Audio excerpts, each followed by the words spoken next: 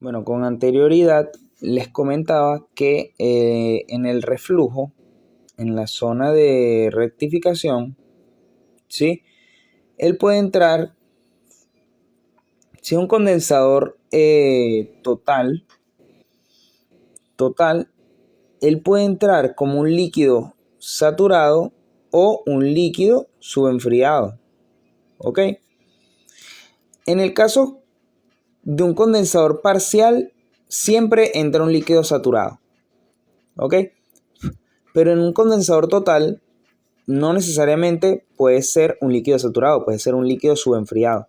¿Qué pasa? Que si es un líquido subenfriado, como él se lleva a una condición ya, como decir, un líquido más frío, cuando él entra a la columna, cuando tiene contacto con este vapor que va subiendo, este vapor ya que sale acá no es el mismo a este, ¿sí? Acá vamos a tener otro vapor, esto sería como un B1 y acá sería el B normal de operación, ¿ok? Entonces este líquido que va acá, que es L, ya este que está acá no sería el mismo L, sino sería un L0, porque es la etapa 0, ¿ok?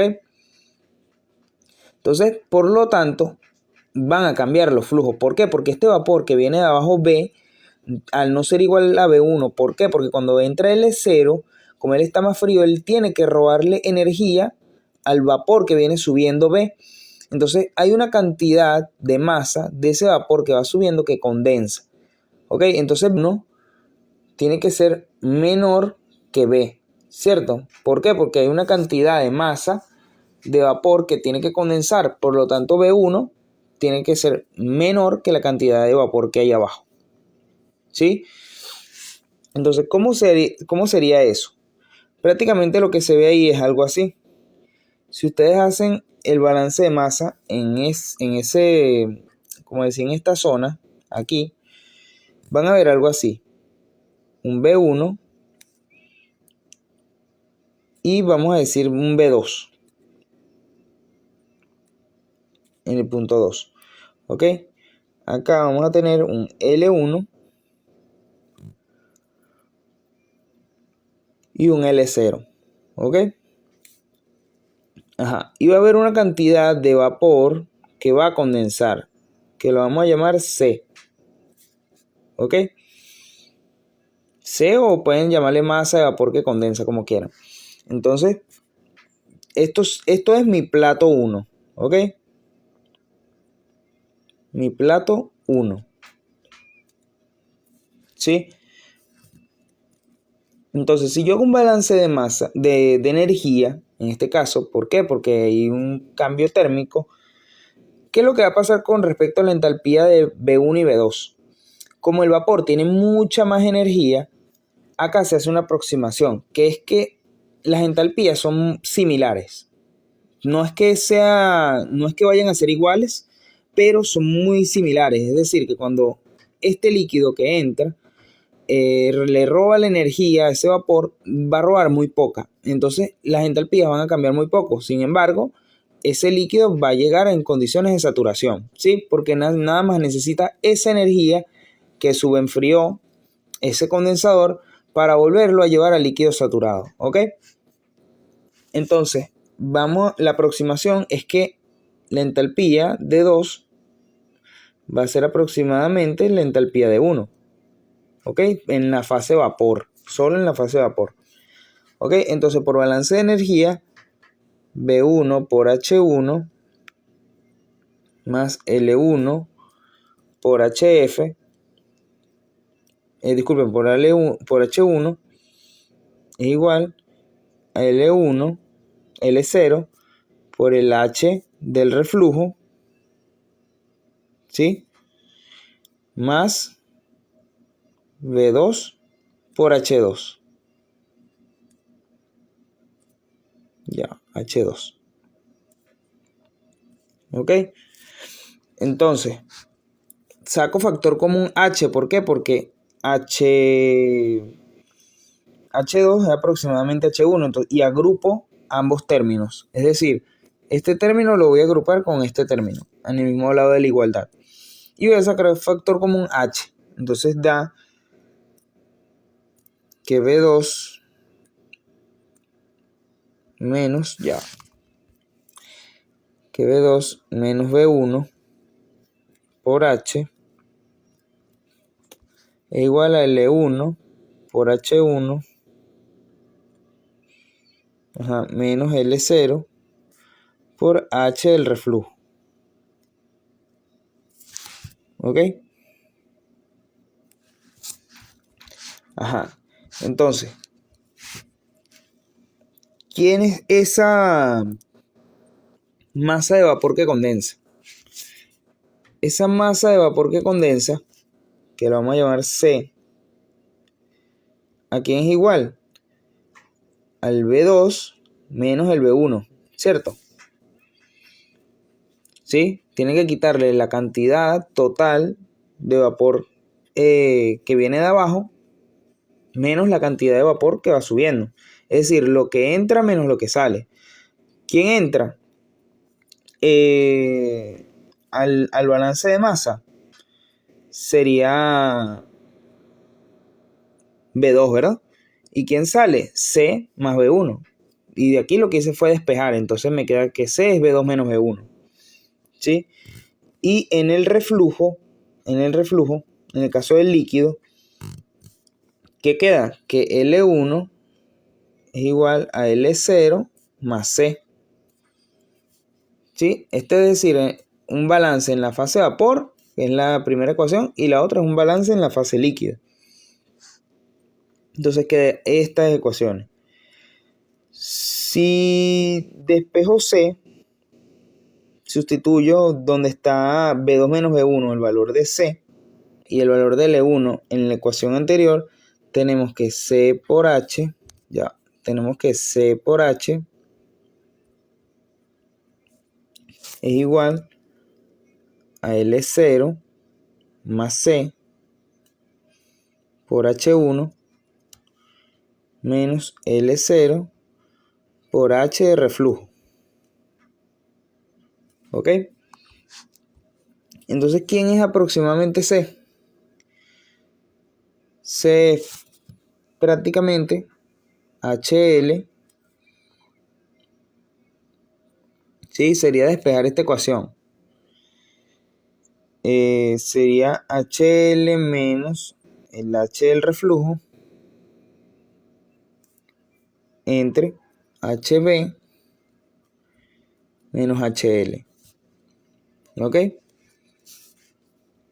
Por L0. Bueno, ya obteniendo esta ecuación, que C es aproximadamente el HL menos H de reflujo, ¿sí? Entre HB menos HL por L0. ¿Quién es HB menos HL? Esto del denominador es en la entalpía de vaporización, ¿sí? O lambda. Podemos llamar lambda también. ¿Ok?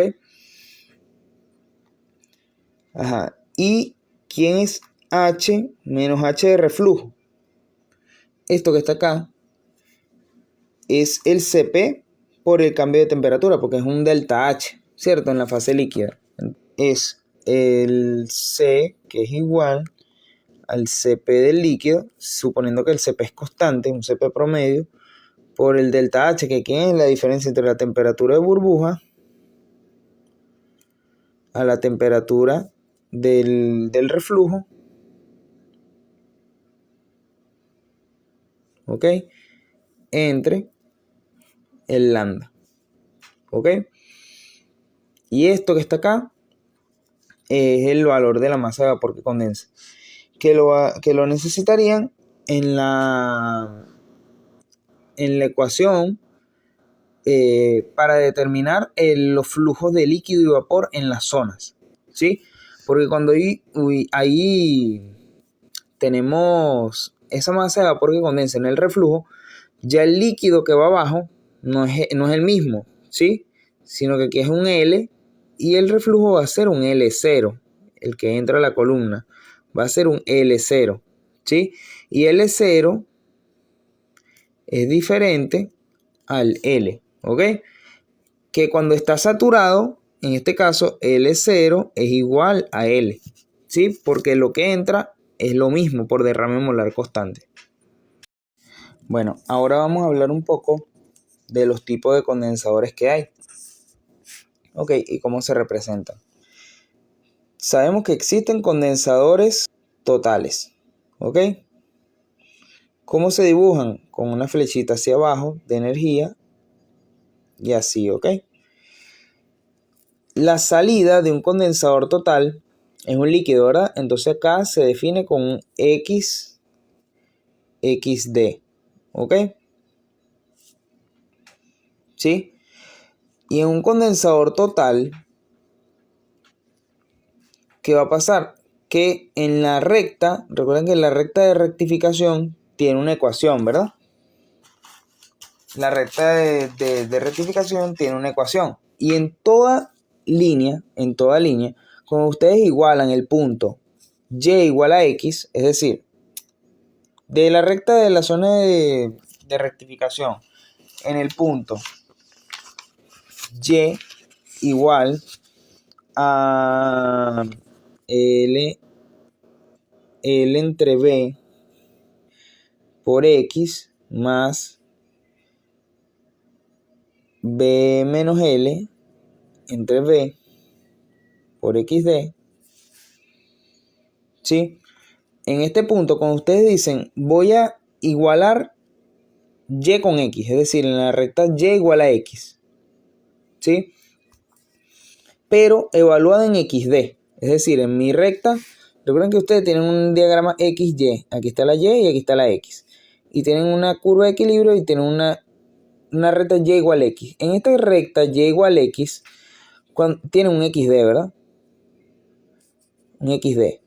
Pero ahora este XD en la recta Y igual a X, en este punto, Y, como es igual a X, voy a sustituir acá y acá el XD, ¿sí? Entonces acá me queda que XD es igual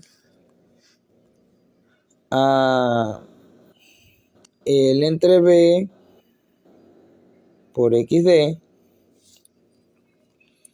Y acá se va a simplificar este B con este B. Y me va a quedar XD más XD. Y va a quedar menos L entre B por XD. ¿Y qué me va a quedar? Entonces cancela que XD es igual a XD, ¿cierto?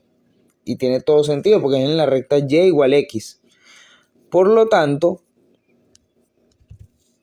para esa recta, todo punto del condensador total, que ya lo dijimos que es así, se dibuja así, ¿ok? Y es un líquido. En esa recta de rectificación, en un condensador total se representa acá, en este punto, ¿ok? Este es el punto XD. Se representa acá en esta línea, ¿ok? Ese es un punto de la recta de la zona de rectificación, ¿ok? Ahora, ¿qué pasa cuando el condensador, y ese primer punto es el condensador, ¿ok? No es una etapa de equilibrio, sino es el condensador. Ahora, ese es cuando es un condensador total. Cuando el condensador es parcial, se dibuja de la siguiente forma. Así. ¿Ok? Y este es el reflujo, ¿ok? Con L0. Aquí el líquido, a juro, es saturado. L0 está saturado. Este es saturado. ¿Ok? ¿Por qué? Porque viene de un condensador parcial. Recuerden que este condensador parcial está hay un equilibrio. ¿Por qué se dice que hay un equilibrio? Porque en realidad eso es un sistema que tiene una válvula, tiene un condensador, ¿ok? De este condensador sale una mezcla líquido-vapor, que va a un flash. El flash separa el líquido, el vapor y el líquido, ¿ok? Y este líquido que está acá es el que se recircula, ¿ok? A través de una bomba, ¿sí? En realidad, todo este condensador es este sistema que está acá, ¿ok? Solo que como ven en este flash, en este tambor, aquí hay un equilibrio, ¿ok? Porque el vapor está en equilibrio con este líquido. Entonces, esas son las salidas que vienen acá. Por lo tanto, cuando están en equilibrio está saturado, ¿sí? Entonces, si ya sabemos que nuestro condensador se dibuja de esta forma, acá tenemos una composición que es X de reflujo, ¿verdad? Pero es X porque es líquido. Y acá es vapor, lo que sale es un Y de destilado, ¿ok? Es importante la nomenclatura porque acá lo que sale es un vapor. Ahora, ¿cómo se dibuja en el diagrama? ¿Sí? Mi recta Y igual X. Entonces, acá vamos a tener igual en el punto Y igual a X. Aquí van a colocar el YD y van a tener igual este mismo punto. Solo que este mismo punto no es directamente el condensador, sino que ustedes cuando trazan sus etapas de equilibrio, si esta es la recta, esta es la zona de la recta de alimentación y esta, ustedes cuando trazan sus etapas de equilibrio, este primer punto en el equilibrio, ¿quién es? Es el rehervidor, es el condensador, disculpen, es el condensador. Entonces, el condensador viene siendo la primera etapa de equilibrio, ¿sí? ¿Por qué? Porque en realidad ahí hay una etapa de equilibrio, ¿sí? Entonces, cuando ustedes hacen su trazado de etapas, la primera etapa se cuenta a partir de la segunda etapa de equilibrio, es acá. Acá sería la etapa 1. Su plato número 1 viene siendo, como decía, el segundo escalón, ¿ok? Importante en eso para el trazado de las etapas. También existen condensadores parciales mixtos que se dibujan de esta forma, ¿ok? Donde sale un YD y un XD, ¿sí? Y bueno, esto es más de proceso, pero básicamente esto no lo pienso evaluar. Básicamente lo que importa son los condensadores totales y parciales y los rehervidores totales y parciales, ¿ok? Ahora, con los rehervidores, un rehervidor total se dibuja de la siguiente forma, ¿ok? Y acá lo que sale es un YB. ¿Por qué? Porque todo lo que sale es vapor y el fondo es B, ¿sí?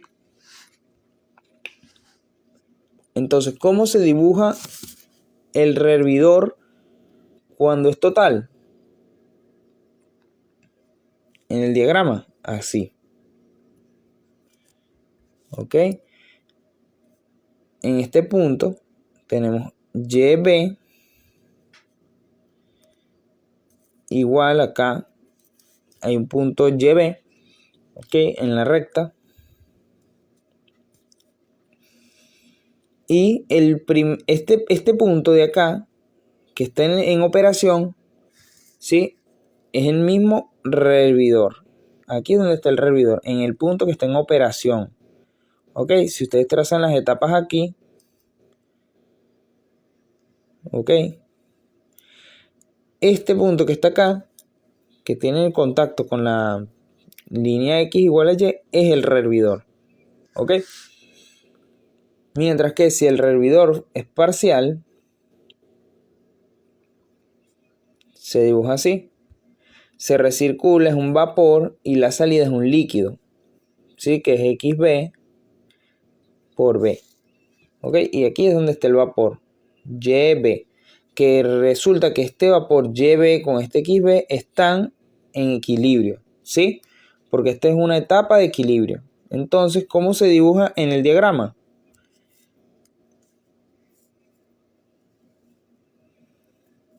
Se dibuja así.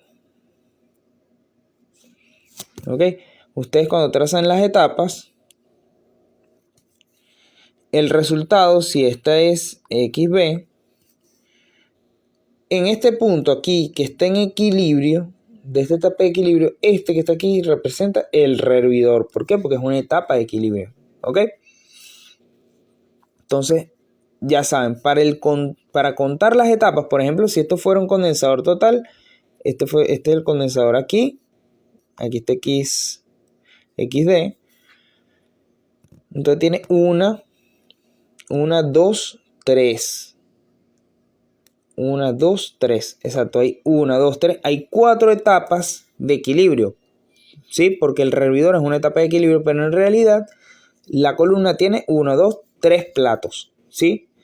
Tiene 3 platos la columna. Y esto es importante porque tienen que saber cuántas etapas, cuántos platos pues, de equilibrio hay para el cálculo del empaque dentro de la torre. ¿Ok? Entonces por eso estoy haciendo énfasis de cómo se ve el hervidor y cómo se ve el condensador cuando es parcial y cuando es total. ¿Ok? Para que sepan contar las etapas de equilibrio. Y bueno, ahora hablando un poco de lo que vamos a ver en transferencia de masa, que es el diseño de columnas empacadas, ¿ok? Vamos a utilizar de referencia el libro OneCat, ¿ok? Que usamos en procesos, solo que ahora, bueno, en la sección del capítulo 10, vamos a ver los capítulos 4, el capítulo 10 y, bueno, más adelante le digo los otros capítulos que serían para el cálculo del diámetro y los cálculos fluidodinámicos de la columna, ¿ok? Entonces, acá, bueno, está la teoría, donde, bueno, acá pueden ver unos platos que son de válvula. Y lo que quería mostrar de esto es los empaques, ¿ok? Que están un poco más hacia abajo. Acá, ¿ok? Aquí se ven ejemplos de algunos empaques. Las columnas empacadas están rellenos de estos. Aquí hay, por ejemplo, sillas Behr, hay anillos Rushing, ¿ven? Empaque estructurado. Hay diferentes formas de empaque, ¿ok?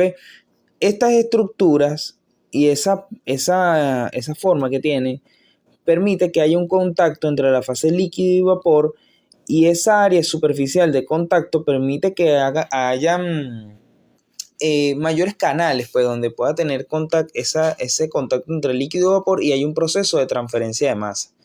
¿Ok? Claro, a medida que el empaque resulta ser más pequeño, ¿qué va a pasar? Que va a estar la columna como más cargada. Entonces el vapor va a necesitar más presión para pasar sobre todos esos puntos. Imagínense que esos empaques fueron muy pequeños. A medida que son más pequeños, hay menos espacio vacío, ¿verdad? Entonces ese vapor va a tener que hacer más fuerza para pasar.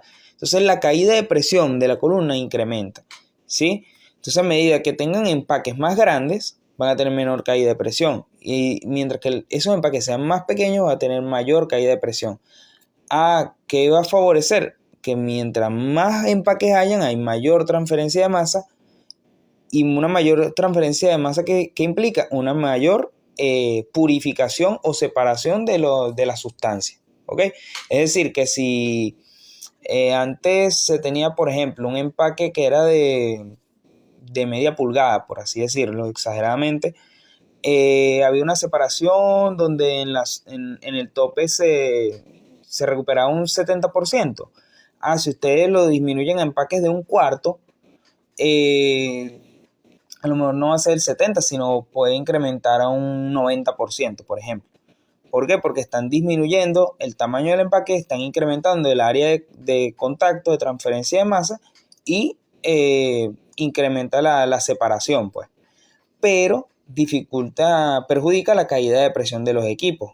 Entonces, a lo mejor, si antes la caída de presión era de, no sé, un número cualquiera, al ustedes disminuir el tamaño del empaque, tiene que ser mayor la caída de presión. ¿Ok? Y bueno, entonces básicamente vamos a utilizar en este parcial como dos formas de cálculo. Uno, que son ambos independientes. Por ejemplo, la parte fluidodinámica del proceso depende de los flujos internos de la columna y el cálculo del diámetro. Eso lo vamos a llamar como los cálculos fluidodinámicos. ¿ok?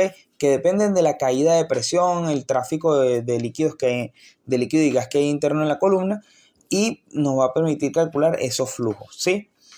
¿Por qué? Porque si hay demasiado vapor, ese vapor va a subir tan rápido que va a hacer que arrastre el líquido. Entonces cuando arrastre ese líquido, imagínense que lo va arrastrando. ¿Qué va a pasar en el tope de la columna? Que se va a acumular el líquido y va a generar como un tapón. Entonces cuando se tapa, ya no hay separación. Y en ese punto se llama inundación. ¿Ok? Entonces, una inundación es como decir una condición crítica de operación en una columna. Entonces, no se quiere que se llegue a la inundación. ¿Por qué? Porque en ese punto no se obtiene separación, dejas de sacar producto por el fondo y trancas el proceso. ¿Ok? Entonces, lo que no se quiere es llegar a la inundación. Entonces vamos a usar la inundación como referencia. Siempre vamos a trabajar, por ejemplo, al 80% de la inundación, al 75%. Es decir, vamos a hacer los cálculos como si la columna se inundara y a eso lo vamos a sobrediseñar. Es decir, vamos a calcularla para un 75% de la inundación, un 60%, bueno, lo que se diga en el examen, ¿ok? Entonces, para la inundación, para esos cálculos de la inundación, vamos a utilizar este gráfico, que es el gráfico de Eckert, ¿ok? Donde ahí tenemos unas correlaciones que están ya graficadas, ¿ok? A uno tenemos la línea de inundación, que es la línea superior, la más grande, esta que está acá, línea de inundación, es la del 100%, y las otras tienen diferentes porcentajes de inundación. Ok, luego más adelante vamos a ver cómo utilizarla. Solo quiero hacer como una breve introducción. También vamos a hablar de los platos teóricos, ¿sí? El HTP, que es la altura equivalente de plato teórico. ¿Cómo se calcula esta altura? Es la cantidad de etapas de equilibrio por el HTP, ¿sí? Como una regla del dedo gordo, por así decirlo, es una heurística. Se ha dicho que, por ejemplo, para empaques de 1 pulgada, el HTP es de 1 pie. ¿Ok? Para empaques de 2 pulgadas, el HTP, 2 pies. Para un empaque de media pulgada, el HTP, medio pie. Es decir, es el mismo valor, solo que los empaques te lo dan en pulgadas y el HTP tú lo vas a suponer en pies. Ok, esa es una normativa, una heurística que vamos a utilizar para hacer los cálculos. Ok, porque en realidad este HTP hay que calcularlo, porque depende de las correlaciones de transferencia de masa. Solo que en el cálculo de las columnas empacadas hay un proceso iterativo. Entonces, para ese proceso iterativo ustedes deben tener un valor inicial para suponer. Entonces, ese valor inicial para suponer es la HTP. Y lo van a hacer con esa heurística que les estoy diciendo. Por ejemplo, si los empaques son anillos Rushing de 2 pulgadas, bueno, ustedes van a decir que el HTP supuesto es de 2 pies, ¿ok? Entonces, bueno, ¿cómo se calcula la altura empacada? Bueno, saben que aquí está, la cantidad de etapas de equilibrio por el HTP. Es decir, anillo Rushing de 2 pulgadas, ya saben que el HTP es de 2 pies y las etapas de equilibrio, aquí viene el detalle donde les decía que tienen que saber cuántas etapas de equilibrio hay en la zona de rectificación y cuántas etapas de equilibrio hay en la zona de agotamiento. Porque estos cálculos hay que hacerlos independientes de la zona de rectificación a la zona de agotamiento.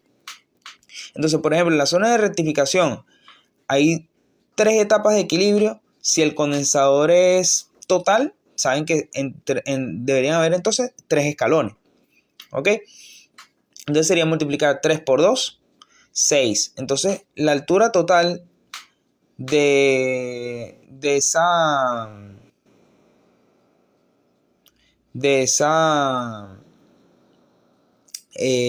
de esa zona, ¿ok? Sería 6 pies. Y ese sería su valor inicial a suponer para hacer los cálculos. ¿Por qué? Porque van a requerirle la altura empacada. Pero esa altura empacada ustedes la tienen que suponer inicialmente. ¿Y cómo la van a suponer? Con eso que ya les expliqué. ¿Ok? Entonces, bueno, ya ahí me adelanté un poco, pero vamos a ver esta parte de cómo calcular, cómo hacer los cálculos fluidodinámicos, cómo calcular el área de la columna, cómo calcular el diámetro de la columna y bueno, diseñarla a cierto porcentaje de inundación. ¿Ok? Hablando ahora un poco de los empaques, cada empaque tiene una propiedad. Como aquí pueden ver en la tabla 10.3, ahí pueden ver diferentes empaques. ¿Ven? Hay anillos rashing metálicos, por ejemplo. Y acá, en la parte superior, acá salen las dimensiones. Está de 1/4, de 3/8, de media pulgada, de 5/8, ¿ves? Y lo mismo, para anillos PAL de plástico, anillos PAL metálicos, sillas de cerámica, ¿ok? Entonces tenemos varios empaques. Para esos empaques, lo que nos va a importar es el valor F. Este valor F que está acá. ¿Ok? Porque ese lo vamos a requerir para la ecuación que está acá. ¿Sí? Esta ecuación. ¿Por qué? Porque al utilizar esta curva de inundación, nosotros en realidad, me estoy adelantando un poco, vamos a utilizar las propiedades para calcular este eje X. ¿Ok? Con este eje X nos vamos al porcentaje de inundación, calculamos el eje Y. Con el eje Y despejamos de esta ecuación el flujo de gas.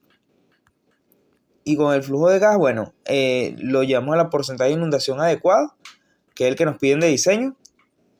Y proseguimos con los cálculos, ¿ok? Eso es básicamente lo que hay que hacer, solo que me estoy adelantando un poco. Luego lo veremos detalladamente. Entonces, por lo tanto, lo que quiero hacer énfasis es que vamos a requerir ese valor F. Y por eso les estoy enseñando estas tablas y cómo se leen.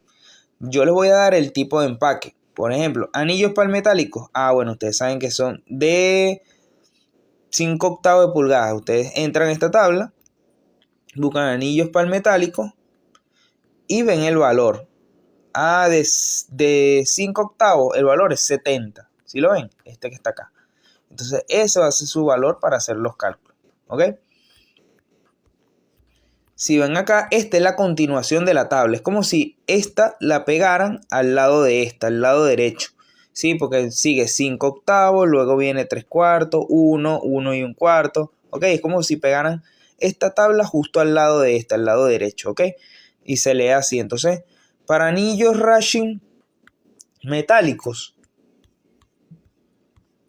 los de 3/4 de pulgada, el F es 155, ¿ok? Y así pues, así se lee la tabla. Porque me ha pasado que se confunden mucho cuando les toca leer esta tabla.